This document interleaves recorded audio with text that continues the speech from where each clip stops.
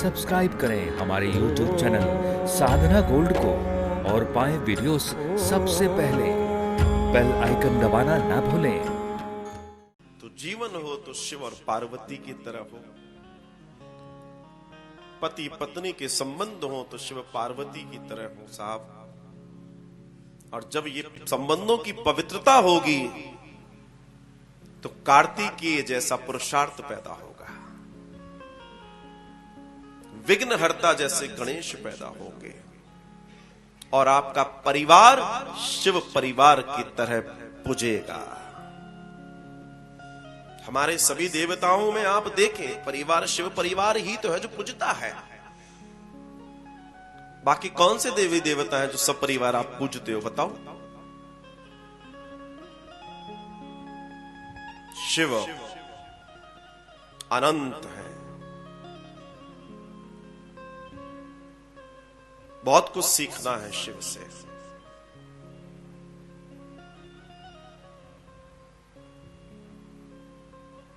गले में भुजंग है, कानों में बिच्छू और वो सब, फिर एक ऊपर भुजंग और ऐसे ऐसे सब कुछ है। इतना सब जीवन की सारी स्थितियां होते हुए भी ठंडा ठंडा मस्तक अमृत को लिए हुए चंद्रमा और गंगा समा जाती है। पुरुष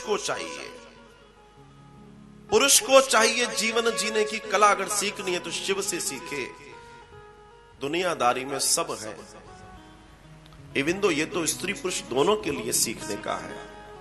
हमें सबको मालूम है कि जीवन में, घर में, गृहस्थी में तमाम व्यवस्थाएं हैं, लेकिन अपने मस्तिष्क को गर्म करने की जरूरत नहीं है। उसमें सदा गंगा और अमृत जैसा आनंद होना चाहिए।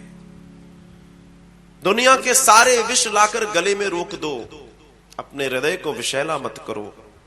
अगर वो अंदर उतर गया तो तुम गृहस्थी, तुम किसी को कुछ भी बोल दोगे, गड़बड़ हो जाएगी बहुत सारी। और श्री शिव का साधन क्या है? वो तीनों तापों को हाथ में लिए बैठे हैं। त्रिशूल, तीनों जो त्रिशूल के जो शूल हैं तीनों ऊपर वाले, वो तीनों ताप आदि दैविक, आध्यात्मिक और भौतिक को साध के बैठे हैं। और किस पर बैठे हैं? बैल पर। बैल है धर्म। और उनकी पत्नी जगदम्बा किस पे बैठी है? पार्वती जी किस? सिंह पे। बेटा मोर पे, दूसरा बेटा चूहे पे।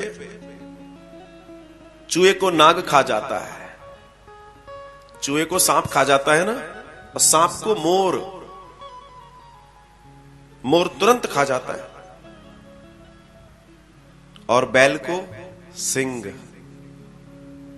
पूरी विपरीत स्थितियां हैं इस गृहस्थी में, लेकिन देखो कितने आनंद के साथ तो जी रहे हैं और पूज रहे हैं। भगवान का दर्शन देखिए आप।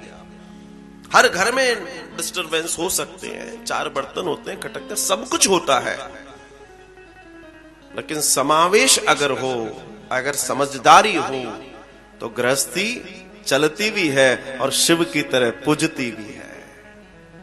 श्रद्धा विश्वास रूपिणो, माता पार्वती को श्रद्धा कहा गया है और शिव को विश्वास।